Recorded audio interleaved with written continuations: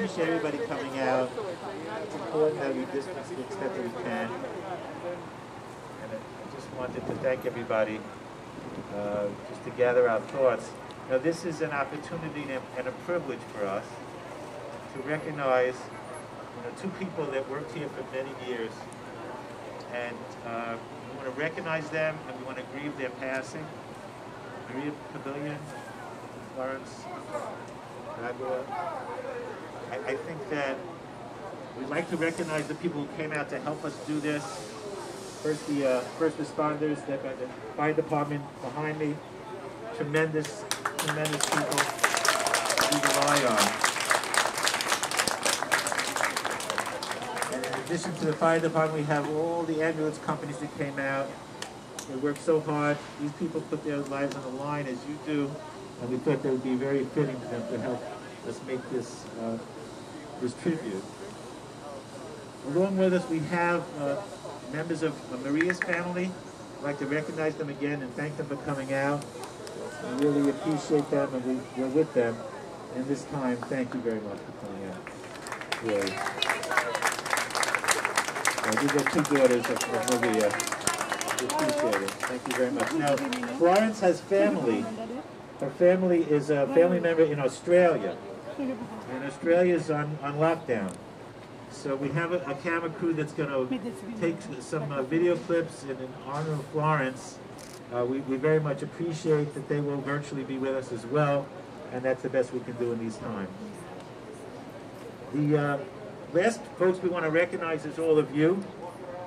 It's not often that we get a chance to do this publicly out here in the air in front of New York Community Hospital. It's been a while since we started this COVID crisis, and you've been there for our patients. You've been there for each other. And I think that's why you have this spirit about you. This is a family affair here today.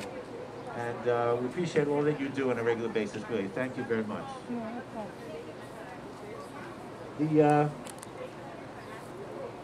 The idea of having this today was really a time to grieve together. There's been a lot of loss.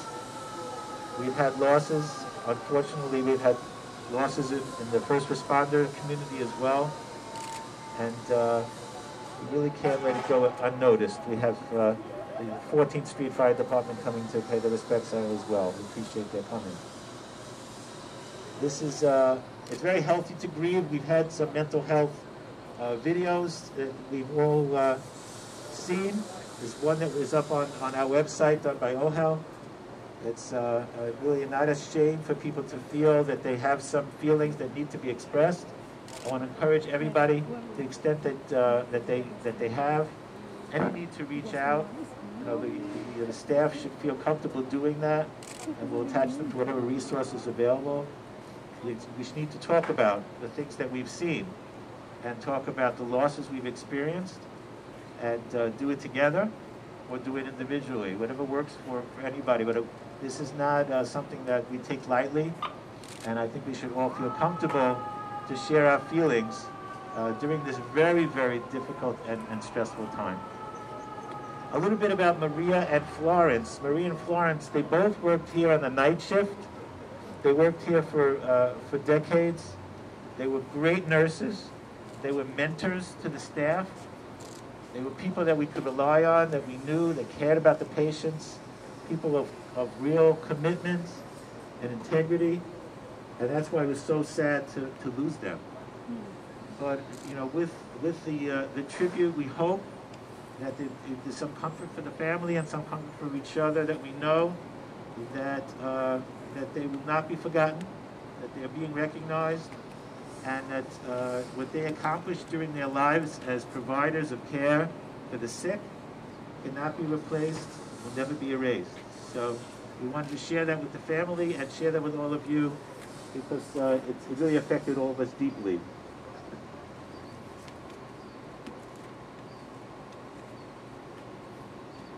I'd like to ask everyone for a moment of silence, not just for Maria and Florence, but for all the first responders that we've lost during this crisis, and for all the other loved ones who we've lost. So please, a moment of silence.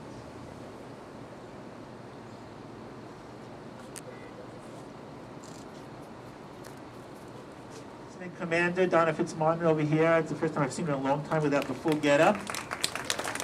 An unbelievable job. Unbelievable job. And we all know Donna's been there in this crisis. Also, Boris Molchansky, thank you very much, Director of Nursing, who's done a lot to help organize us during this crazy time, and welcome him formally to the institution. At this time, those of you who had a balloon, these are helium balloons. We could all take note. Whatever you want to do, say a prayer, give a thought. And just what I'd like to my own wish is that both Marie and Florence should rest in peace, and we should always have good thoughts about them and remember them. So please, everybody, share your thoughts and release your balloons. You're broken down and tired of living life on the merry-go-round, and you can't find a fighter, but I see it in you, so we gon' walk it out. Move mountains, we gon' walk it out and move mountains. And I'll rise up, I'll rise like the day. I'll rise up, I'll rise unafraid. I'll rise up, and I'll do it 1,000 times again. And I'll rise up, I'll like the waves. I'll rise up, in spite of the ache. I'll rise up, and I'll do it 1,000 times again.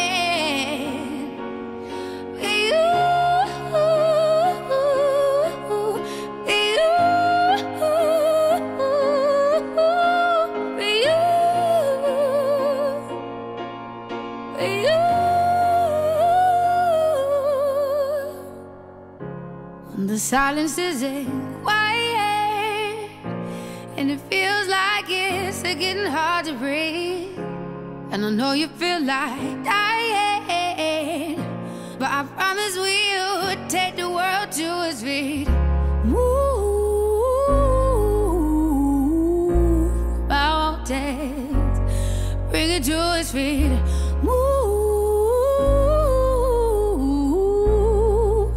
mountains.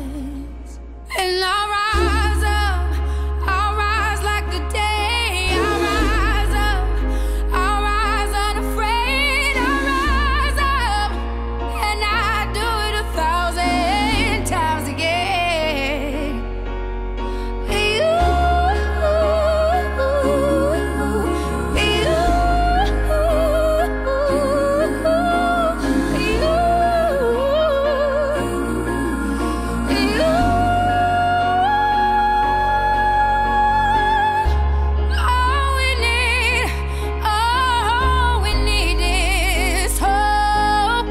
That we have each other, and for that we have each other, and we will rise, we will rise, we'll rise,